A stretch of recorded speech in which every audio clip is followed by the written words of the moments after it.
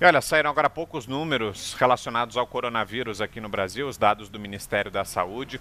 E o Brasil já tem, segundo os novos dados, 240.627 recuperados do coronavírus. É o segundo país do mundo com mais recuperados, o Brasil. Os outros principais números do balanço de hoje são 31.199 mortes, sendo que eram 29.937 na segunda-feira. Foram acrescentados no balanço das últimas 24 horas 1.262 registros de morte. Agora são 555.383 os casos confirmados, sendo que eram 526.447 na segunda-feira, foram incluídos mais 28.936 casos no balanço das últimas 24 horas. Vamos repercutir isso então. Quero começar falando com você, Augusto. Vou ter que te pedir para repetir mais uma vez aquele comentário que você tem feito, aquela crítica que você tem apontado, a distorção nas estatísticas do Ministério que faz com que toda terça-feira a gente tenha essa disparada. Eu já estou entediado comigo mesmo, porque olha...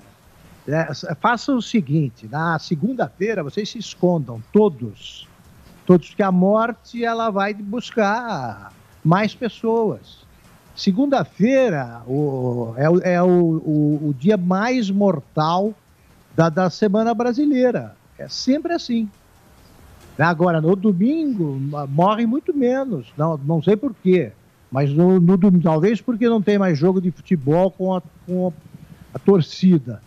Mas domingo cai brutalmente. Mas elas estão protestando contra o fascismo, né, Augusto? Bom lembrar, né? Pois é 500 e pouco. Então, e depois vem os 1.000 da terça-feira, que são pessoas com todo respeito. Eu não preciso repetir aqui que a gente respeita a dor das famílias, mas são mortos da segunda passada, terça, quarta.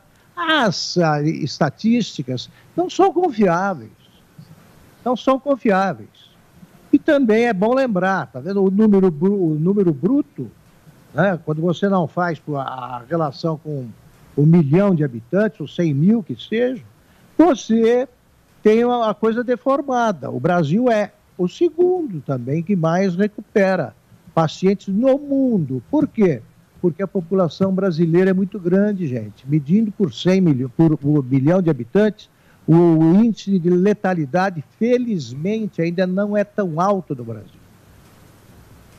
Você, Zé Maria, sua avaliação.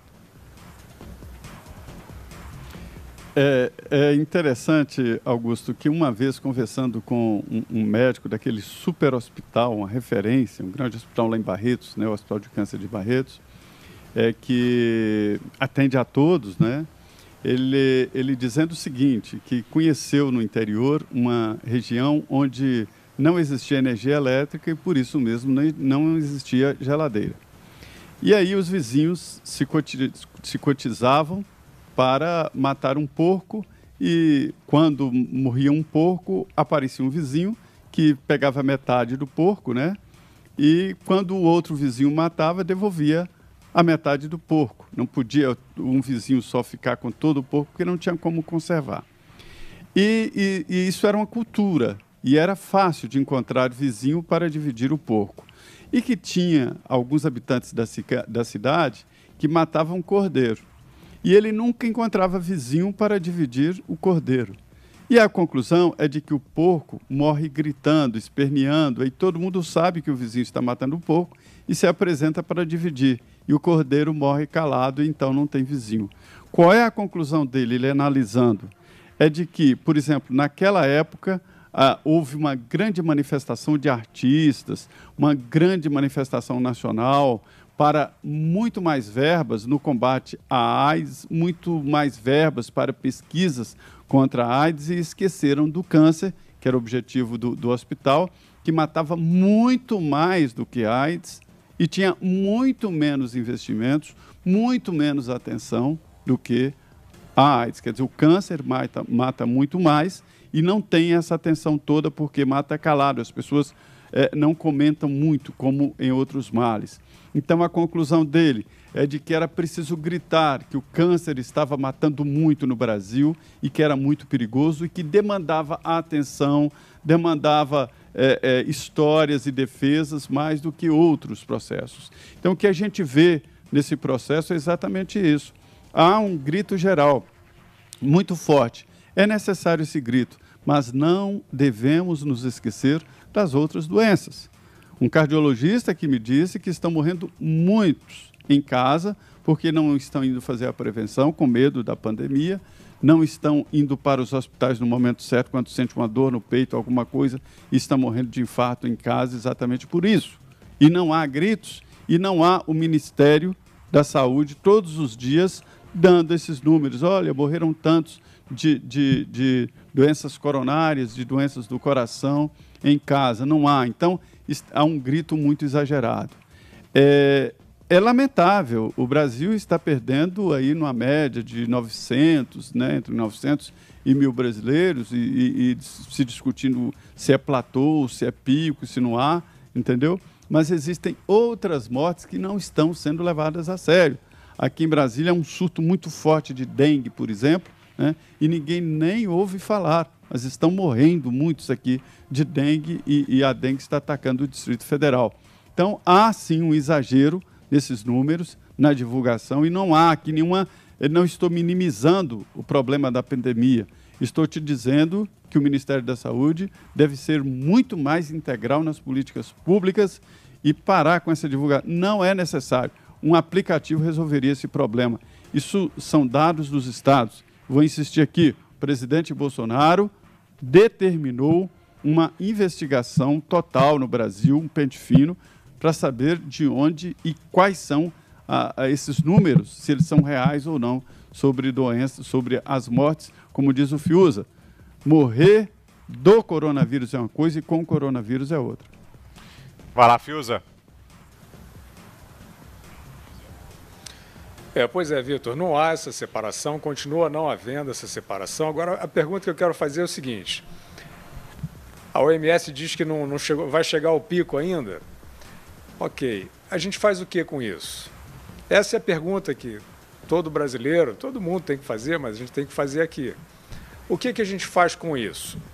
Porque a conclusão que sucede, né, esses anúncios é a seguinte: não podemos voltar à vida ainda, né?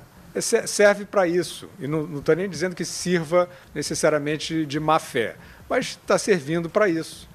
Quer dizer, não, para o Witzel, né, o grande, né, defensor das vidas humanas, não, é cedo para retomar, é cedo para abrir. O Covas, né, o Dória começou uma abertura, o Covas foi lá e disse não, mais 15 dias fechado. Mas o prefeito Bruno Covas, eu quero saber, mais 15 dias por quê?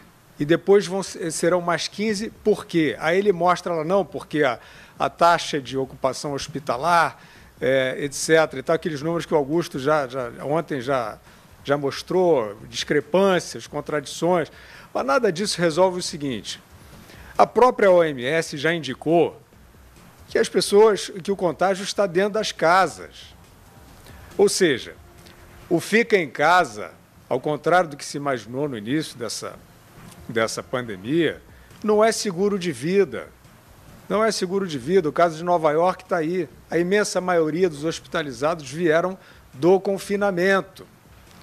Então, se ainda vai vir o pico, né, como dizia o Augusto quando estava falando sobre a vacina demora. O que a gente precisa, urgente, é de uma maneira mais inteligente de enfrentar este problema, este grave problema, esse perigo.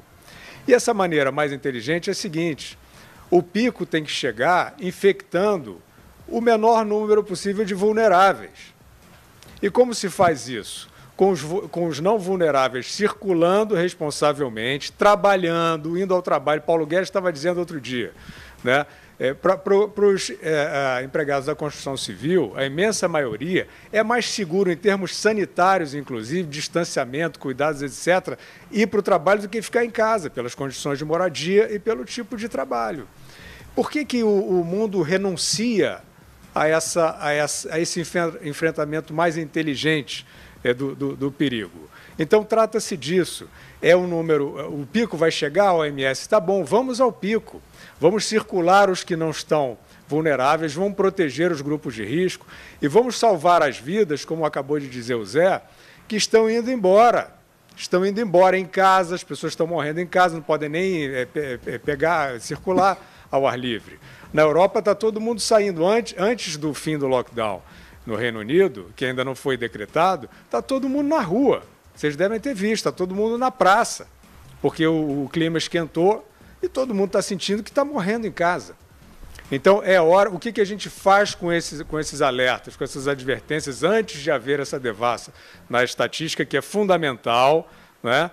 Como já disseram Zé e Augusto, essas estatísticas não são precisas, mas não vamos minimizar o problema. Vamos enfrentá-lo com mais inteligência e a única maneira é circulando com responsabilidade.